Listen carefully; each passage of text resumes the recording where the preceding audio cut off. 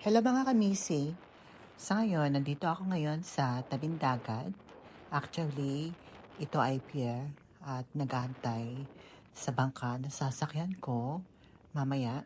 Siyempre, magandang araw at makita nyo naman ang araw, di ba nakasikat, sikat na sikat at saka makita nyo yung mga ulap sa kalangitan at ayan o, di ba ang dagat, napakaganda.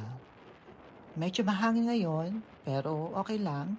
At makita nyo yung hangin ay naapektuhan ang mga alon. Kaya medyo malakas din ang alon ngayon. Hindi na makalakasan. Kaya nga lang na syempre naapektuhan din ang alon, ang tubig. Kaya ayan, may alon. Ganun ba?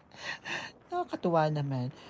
Wala lang, nandito lang ako, nagmamasid-masid habang nag-aantay. Kaya palipas oras, tingnan nyo naman, napakaganda ng dagat. Kaya lang, nakakatakot din. Kasi kulay green, malalim. Naku, ayokong malunod dito.